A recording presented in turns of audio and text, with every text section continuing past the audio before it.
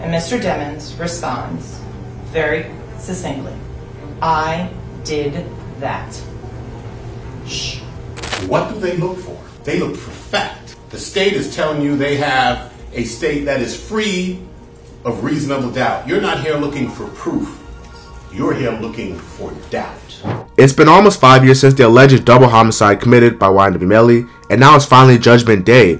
In October 2018, Melly was accused of killing his two best friends, YNW Sack Chaser and Juvie, after leaving the studio late night in Florida and staging a drive-by shooting attempt to cover up what truly happened. With day one in the books, we've gained so much information in this case that we were starved of. We know Melly and his co-defendant Boylan survived the shooting, and depending on who you may ask, the reason they did is because they're the shooters. After investigating the gray truck that Melly and his friends were in, that got shot up of course, they found a shell casing inside the vehicle, as well as gunshot residue on YNW Boylan, and Boylan was the only person that drove the two dead friends, Sack Chaser and Juvie, to the hospital, where he actually changed his clothes. YNW Boylan having a fresh change of clothes when he approached the hospital, in my opinion, makes him even more guilty than Melly was, allegedly of course.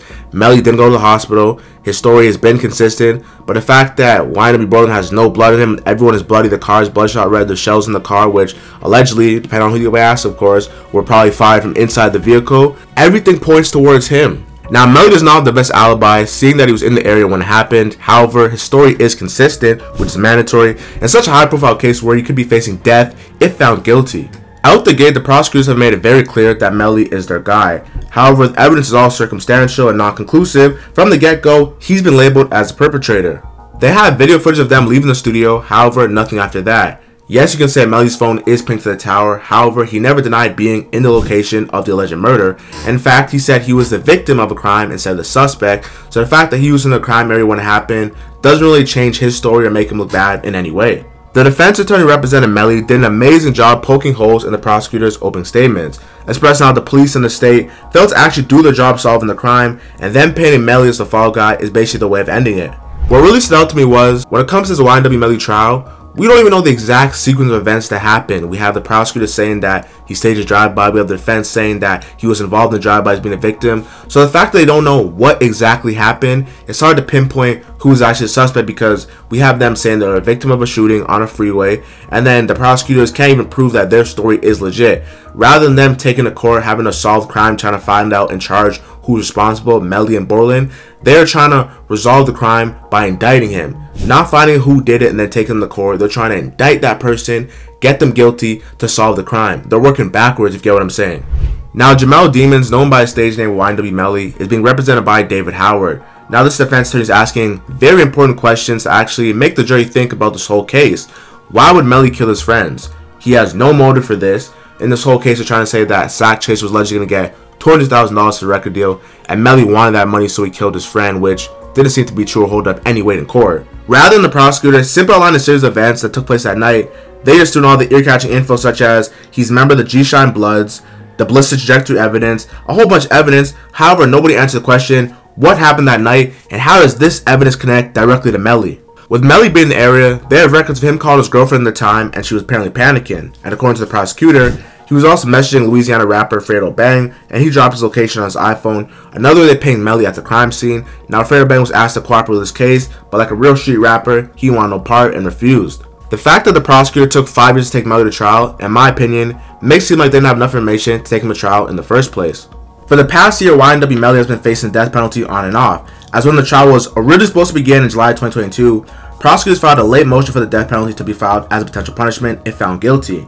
Now, since it was filed late, within less than 45 days of the trial start date, the death penalty couldn't be imposed on Melly.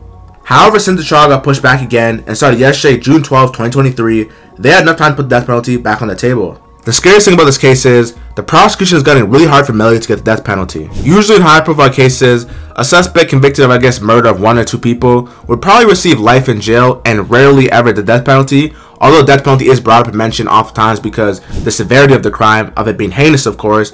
They rarely ever get the death penalty, especially depending on what state you're in, with Florida actually being a very heavy death penalty state. However, the fact that he's a young rapper, successful, and they've had all these years to build this narrative and bad history about him, they want to get the death penalty.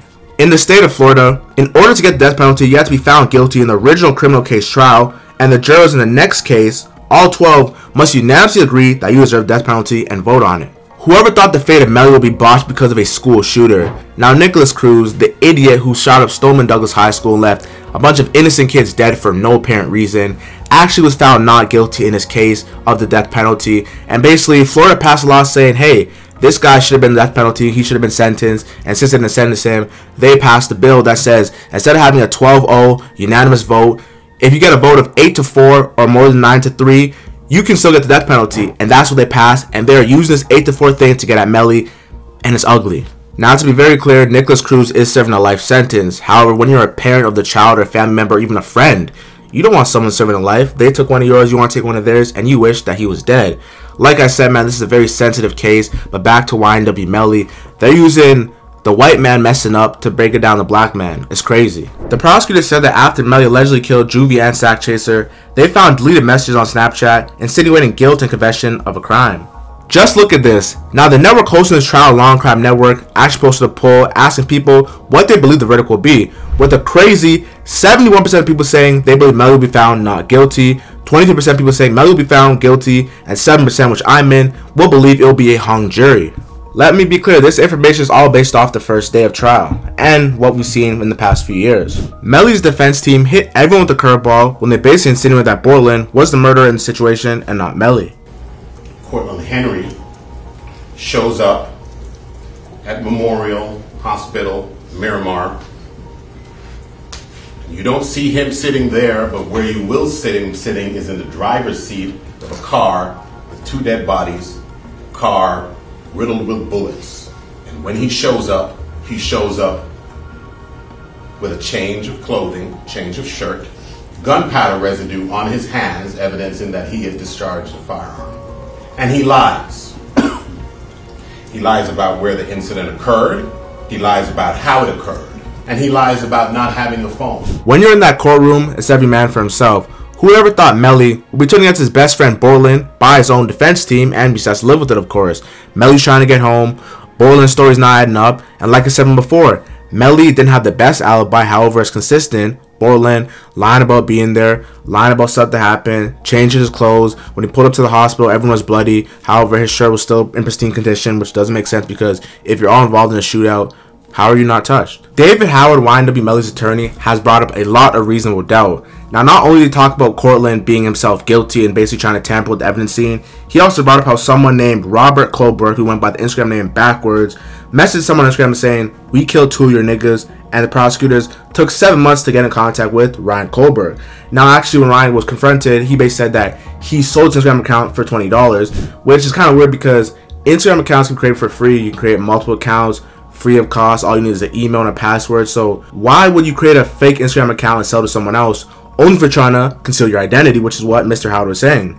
Police investigated Colbert 7 months later and asked him, "Were you at the scene of the crime?" "No." "And were you involved in the crime?" "No." The police just continued to zero in on Melly. Melly was their guy from day one. They didn't bother looking into any alternative suspects, or ulterior motives, or ulterior perpetrators. They knew that, hey, Melly's a big time rapper, he's in the area, and all the evidence is circumstantial. Nothing is conclusive. Yes, you have him at the scene of the crime. He never denied being at the scene of the crime. He says, "I was a victim," rather than the suspect.